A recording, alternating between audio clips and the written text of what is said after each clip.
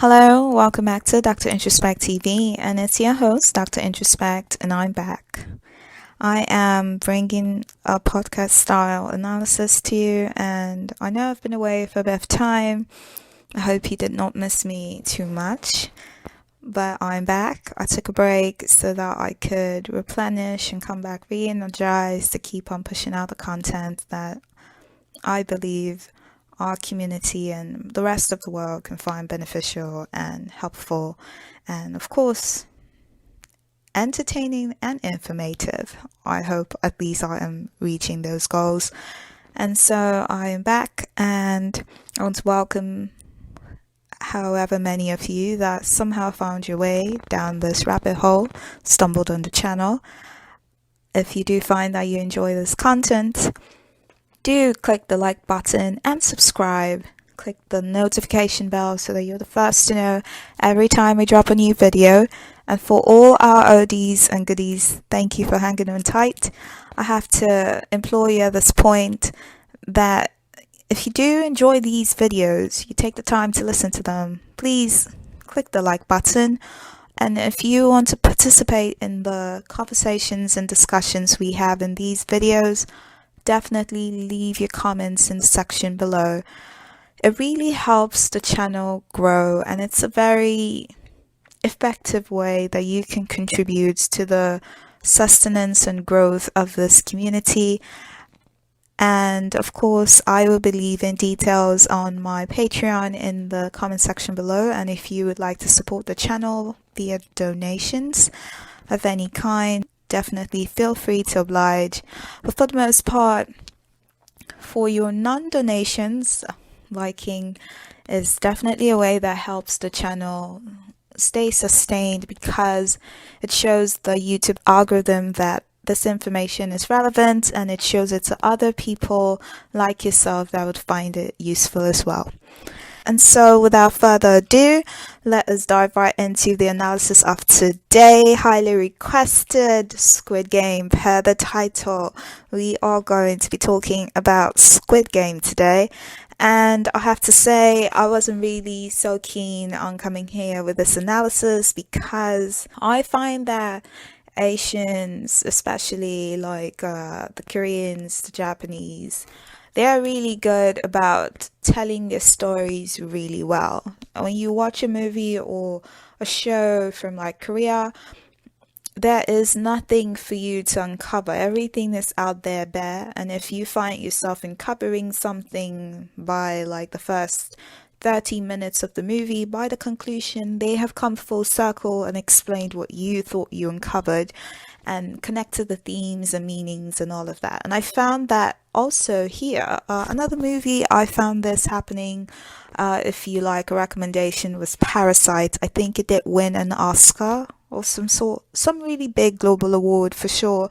And again, this one is definitely up there. Now, I have to say, for all the Money Heist fans, I have been reading reports that this is the biggest thing on Netflix since Money Heist, and it has surpassed Money Heist. And by my own personal opinion, I think it does deserve that. It is bigger, okay? No shade to any of the Money Heist fans out there. I am one myself, but man, when you see a good thing, you see a good thing, all right?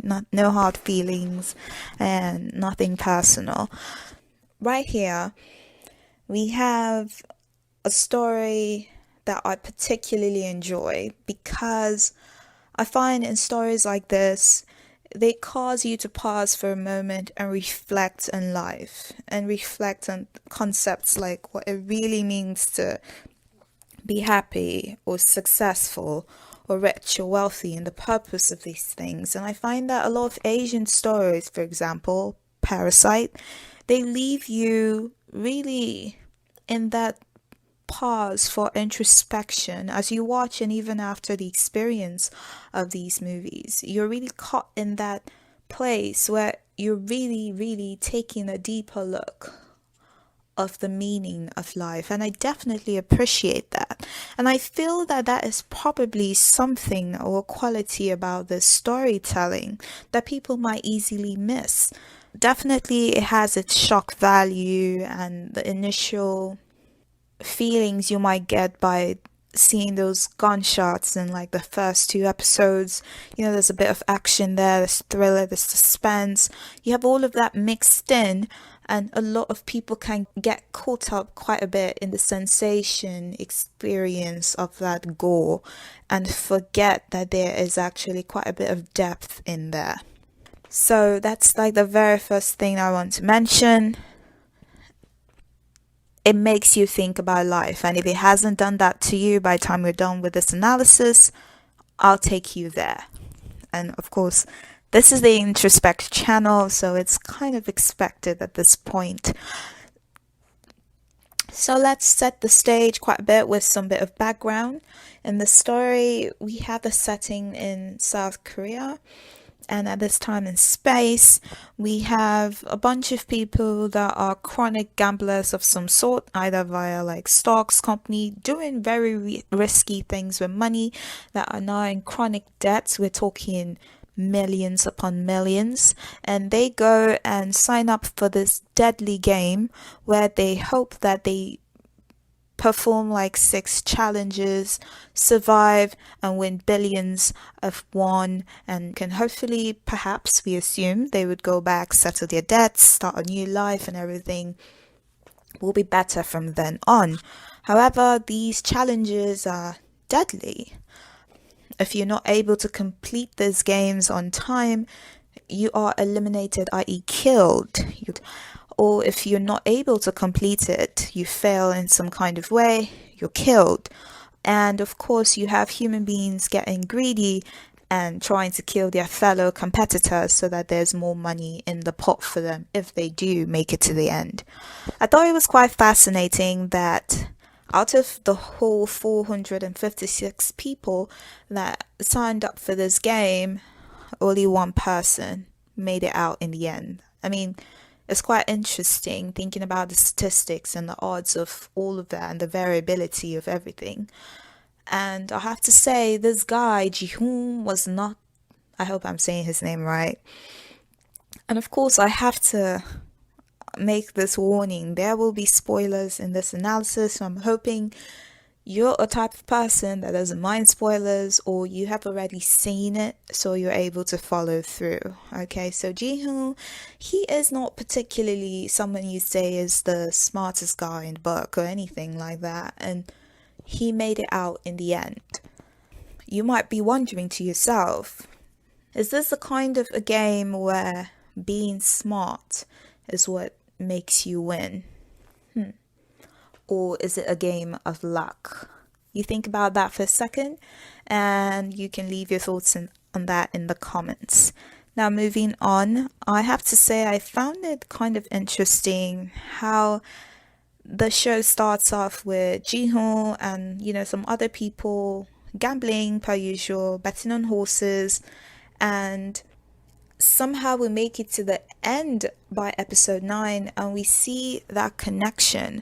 And of course, as I saw episode 2 and I was proceeding, I had already made that connection, and this is why I say they told the story well, because the writers make that connection for you, the audience, as you watch it. If you're following by episode 9, they tell you that in this game, the human beings that are participating in this deadly game equate to the horses that they bet on when they're outside in the real world. And I found that interesting. And of course, for these people, it felt dehumanizing. It felt like, how can you liken me to a horse? How can you say you bet on me the same way I bet on horses? And I guess it took that taking a step back for them to be objectified in that fashion, that they are just tools, they are just pawns, they are just an object of excitement, that they are able to see that separation and somehow see an error in their ways of some sort. And I thought that that was interesting. So by episode 1, the first game is played, and the red light, green light, of course, is very popular at this point. People are making memes about it. You can look it up on social media if you want to see some. And the game ends, and they are like, this is horrible. You can't just kill people like animals, like fowls. And we're going to leave. We're leaving. They voted to leave. Literally, I don't think it was up to 2 days, and they somehow all came back and signed up for the challenge. And it just made you think about life like that, in the sense that right here is fiction, but I think it translates a lot to reality, because you find people making deadly, questionable choices because they're caught in a catch-22 kind of situation. You have this ratio of risk reward in play.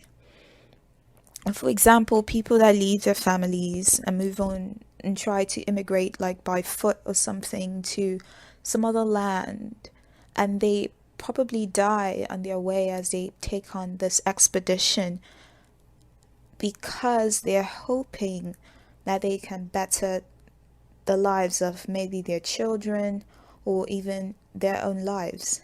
And they go in there and it's illegal, and they're going through these things and probably dying in the process. And you're like, why would someone do this to themselves? Now that's a real life situation, and it happens every day. Also, I found it fascinating how on one end they were like, you can't just kill us like birds. We are human beings, after the first round of the game, the first challenge. You can't just kill us like this. But then they're killing their fellow people. They're killing their fellow competitors, because they now realize that the more people that die, the more money we have in the collection pot for whoever makes it out in the end. Not even knowing if they themselves will make it out in the end. And they started killing themselves. And it just shows you more aspects about the fallible nature of humanity, about what people are capable of doing. And in this kind of situation, you're wondering, what is morality? What is good and what is bad, and what is right and what is wrong? And is there any good left in the world? You see this, and we often say that in circumstances like this, human beings degenerate. We come down to primal instincts of survival. And when people are at those primal instincts, the lines get blurred, good and bad. And you think about this, and it's not surprising that by the final episode, episode 9, in the dialogue between the old man that we find out is the mastermind of all of this, in the final game he wants to play with Ji-hoon, he asks him, is there any good in the world? Do you think someone will see this beggar person, dejected looking, probably filthy, and want to help them on this cold wintry night? Or will they just only care about themselves? That's another full circle connection that you're seeing, because how do people that first of all said, you can't just kill us, you can't just kill people, this is not right, now start killing themselves at the mere prospect of them getting more money if they got out? In the vein of survival instincts and morality, in the game where they are in pairs and we see what happens. I mean, you're watching this and, Ji-hoon has this very appealing character. Of course, you think of him like, oh, this guy is so foolish and stupid and he has done a lot of stupid things. But there's something likable about him. He's like the old drunk that is a drunk, but kind of funny and makes jokes. So he's pleasant in that kind of way. And you're thinking, of course, surely, if everyone becomes primal and blurs the lines of right and wrong, surely Ji-hoon will be able to still have some level of moral compass And you see what he did to the old man when they played a game where he tricks him and claims that he made the wrong bet. He tells him he made the bet of even instead of odd, or he tells him he made the bet of odd when the man actually made the bet of even. Here he was playing on the man's apparent dementia and him forgetting things because he is old. But as I watched it, I knew for a fact that the man wasn't forgetting, and he knew what Ji-hoon was doing. And you could also see the reaction on Ji-hoon's face. He doesn't want to die. He doesn't want to get shot. He has made it this far, and he is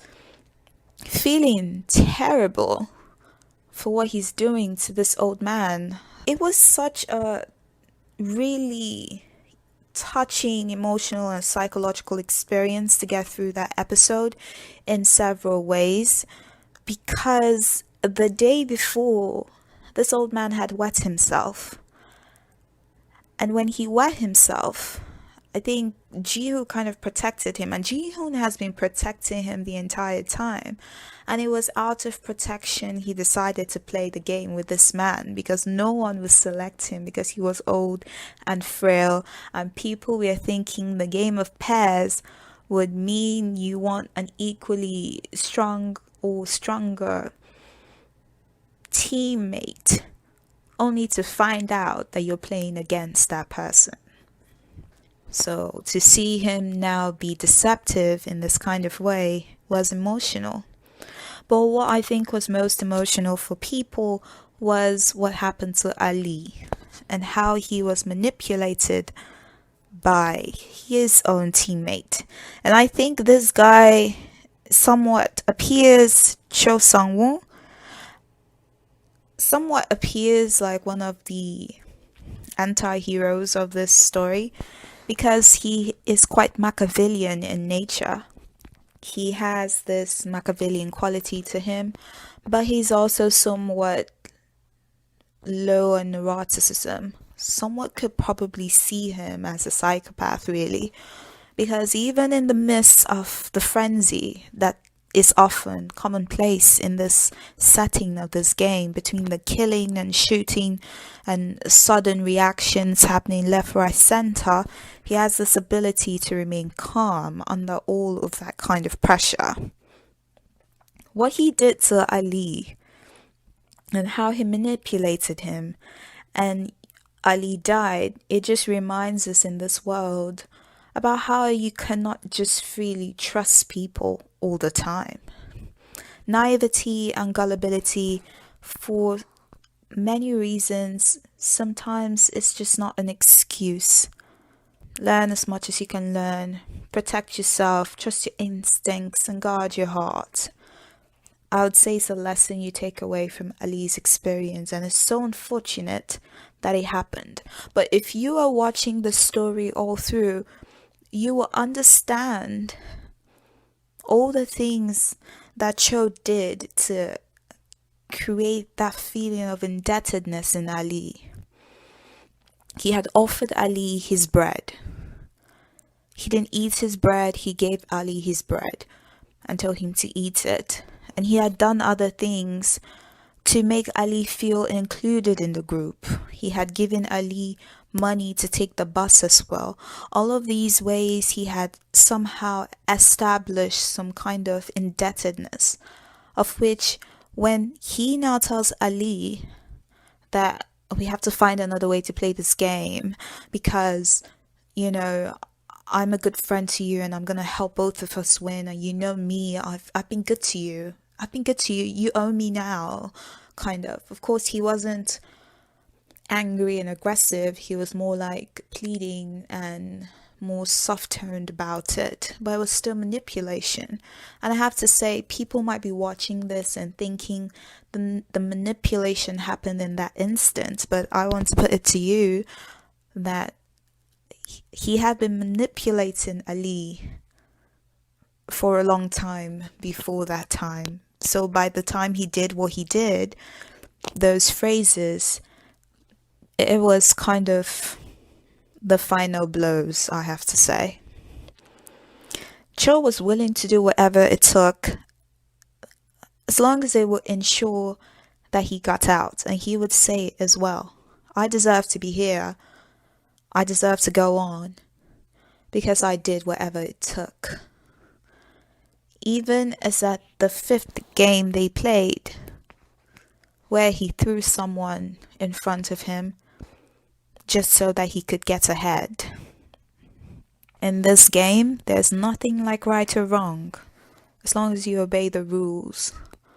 But morality does not exist. I want to also mention, speaking about personality traits, I found that anxiety kills people faster than death itself. In this game, in the first 2 episodes, it's quite clear. Obey the rules and you live. And at least for those first 2 games, it was an individual test. It was about you. It wasn't dependent on your team or your partner or your teammate. It was you. And in the red light, green light challenge, just the sound of gunshots, the sight of people dying, made people run, scream. So they are reacting in the moment. And of course, it's human. It's a very human thing to do. But their reactions kill them faster than simply obeying the game. You see people running so they could get to the back door and escape. The fight or flight response is activated quickly before the brain can even take a step back to apply rationality. And that is what kills them. That even an old man made it to the other side and other young people died. When I saw that, and I also saw the reaction with the sugar game, where they had to cut out the sugar shapes, and when people heard the first gunshot, the anxiety, the fight or flight response kicked in, and many of them broke their own sugar bits, and they died because they could not be calm under pressure. I think people can definitely benefit from learning how to master the art of being calm under pressure, either via meditation or some sort. And of course, I know in this situation there is actual danger. Okay, this is not a situation where people have like emotional triggers and there is really no danger in the objective reality, and they have a flight response to the trigger. But I think in general, it would be good for people to learn how to be calm under pressure. And for some odd reason, I actually said that this is one of those odd moments where it is beneficial to be a psychopath. As you know, things are not always black and white.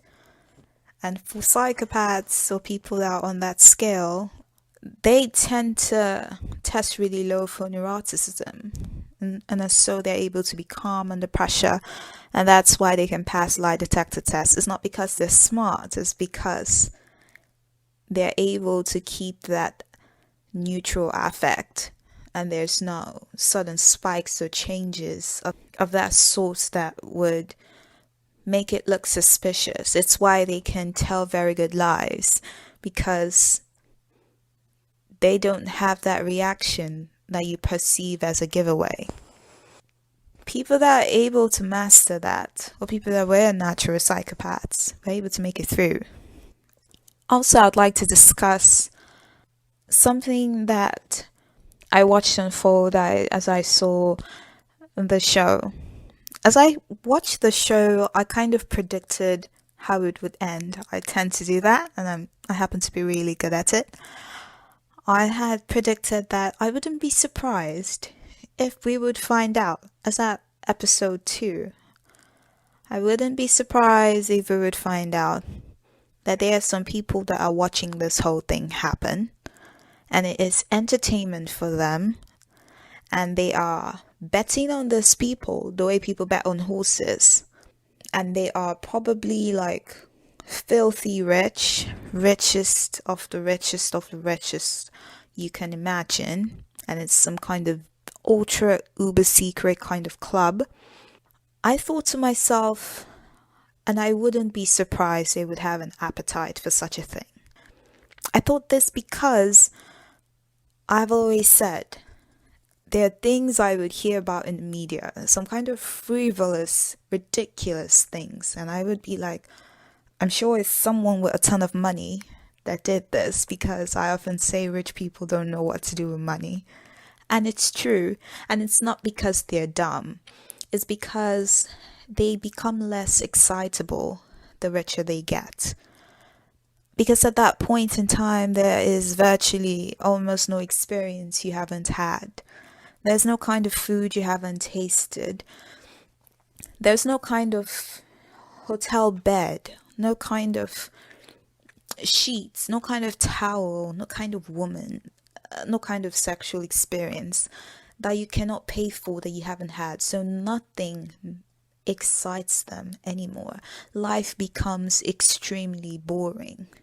So when we get to episode 9, and the mastermind behind this, the old man in his dying bed, is explaining to Ji-hoon why this game exists, how it came about, and why it exists. I thought it was kind of ridiculous for Ji-hoon to be asking that question, because it was blatantly obvious. But I guess the Ji-hoon character, like I said earlier, he's not the smartest guy in the bunch, so he's not able to puzzle that out for himself. But it was very clear that their appetite had grown sour, and there was nothing that excited them anymore about life.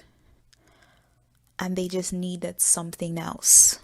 And for this old man in particular, he wanted to be in the middle of it. It wasn't enough to have the front seat at the table.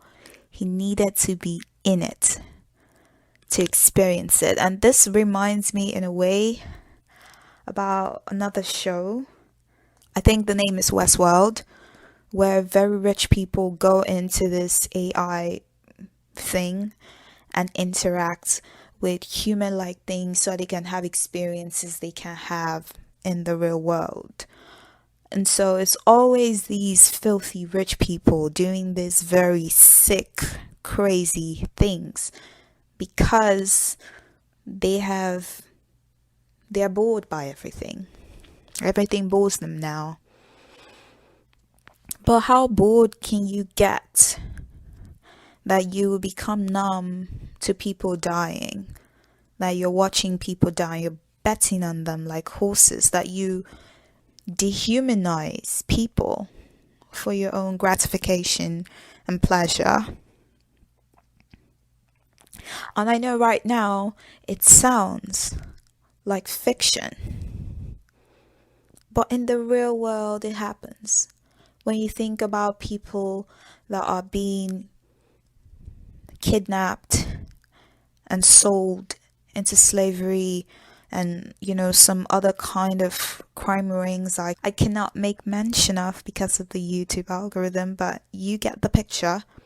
There are people that are funding those criminal markets because of their own need for gratification at the expense of another human life, and it doesn't matter to them. And it's utterly disgusting, of course. And so you ask yourself, people always say that money is the key to happiness. A lot of people argue that. At least if I have money, I can be happy. I can do this, I can do this. But how is it that a person makes so much money to the point where nothing can make them happy? Nothing can excite them anymore. That they now have to do this to other human beings for them to feel something. I want you to take a moment to think about that. Tell me what you think in the comment section below. And tell me if you think that level of money is worth it. Do you think that these people were already like that and the access to this money did this to them? Or the money changed them and they did not all start off this way? What do you think? Let me know what you think in the comment section below. And on the same vein of this money thing, don't you think it was quite tragic that after Jin Hoon went through all of this ordeal, of course, what was the final push for him to go back into the game when he left the first time was when he realized he couldn't pay for his mother's diabetic operation or medication or bills or any of the sort, and he had to go in and get the money somehow, only for him to make it out with the over 40 billion won and to meet his mother dead and alone in their apartment. I thought that was quite typical. I expected it to happen. I wasn't surprised by that outcome. And I thought that it mirrored life in a lot of ways. It was sad, but at the same time, like I said, with the Koreans and these kind of storytelling approaches, you start to wonder, what is then the point of money? What is then the point of wealth? What is then the point of accumulation? If my mother died alone, sick by herself, and her body may have been rotting for days, and no one checked on her, and she was in horrible pain, of course, from the nerve damage of her illness, and he wasn't there. The realization of this broke him. It broke him to a point where he couldn't even spend the money for months. He didn't touch the money and he was living like a beggar, like he was in a trance. And I have to say, someone witnessing a car accident is traumatizing alone in itself. That for someone to go through an experience like this, it breaks you. Seeing what you went through inside in that arena, he definitely needs a whole lot of therapy. But unfortunately, anyone he goes to tell, I was in a game, people died, they're gonna think he's mad and they're gonna lock him up because of the secrecy attached to the whole experience. It's unfathomable. Even when he tried to report to the cops, and I don't think anybody else came out of that game and reported to the cops, but he did because he felt this is the right thing to do. So you see, time and time again, I just want to mention, we could see Jae-hoon had some kind of view on what morality was, right? But you saw how the cops laughed at him and they thought he was crazy. He was making things up. Those people are very good at covering their tracks, so there's no way to trace them. Jin-hyun will have to carry this trauma with him for the rest of his life, unless he can actually find someone that can help him and believe in his story. The experience now causes Jin-hyun to carry upon himself to want to prevent anyone else from going through what he went through. And we see that in the end, instead of getting on the plane to reunite with his family in America, i.e. his daughter and her mum and her new husband, at least his daughter, so he could be closer to her and see her, he turns back just as he is about to get on the plane. And he's coming for the organization. And we don't know what that means for season 2. But it seems that he is going to want to take the system down. And now someone else might wonder, you might argue why it was fair. They told you if you made it out, you would part away with this X amount of money. and he parted away with this X amount of money, you were not coerced into participating in this game. You did it of your own volition. You had opportunities to leave and you continued to play. Why then do you want to take down the system? Is it now a question of morality, or is it a question of vengeance? What are your thoughts on that question? Let me know in the comment section below. And finally, I want to talk about the topic of bad eggs. I always say in every system, there are always bad eggs. Even in a system like theirs, where everything was supposed to be objective and everything was supposed to be fair. No one was supposed to know what the next games will be, and nobody was supposed to have preferential treatment, because the world outside is not fair. Everyone inside is wearing the same uniform, sleeping on the same bunk beds, having the same breakfast, because inside here, everyone is supposed to be equal. But then you find out that members of the guards are bending the rules. They're selling organs. They're partnering with a doctor that is a player. They're giving him tips about what the games will be the next day as payment. And you have that arrangement going on, of which the superior finds out and kills everyone involved, and they are made an example of.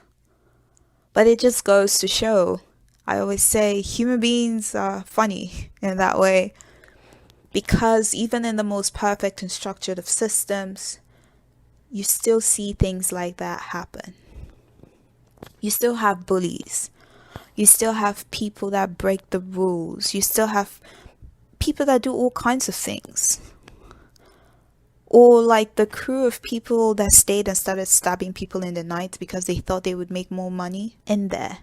Even though you had people that were in there for different reasons, for whatever reason or the other, they're all in debt.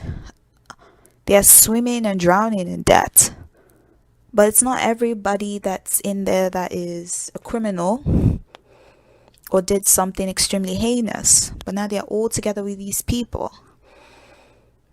And you have people exhibiting bad eggs behavior. I thought that it was interesting to see that even in a system as rigid, as organized, and supposedly fair as it was supposed to be, things like that could still happen. And with that, I come to the end of this analysis, and I do hope that you were able to follow through and you enjoyed and you made some connections to the show that are even more clear to you now upon this discussion. And if you have other things that you want to add or point out or explore more about, leave them in the comment section. I'm always there and I will be very happy to engage with you and reply to your comments. If you love this video, again, do like it, comment, share, and subscribe to the channel, and I will be more than happy to catch you in the next one. I love you. Love yourselves too. Bye.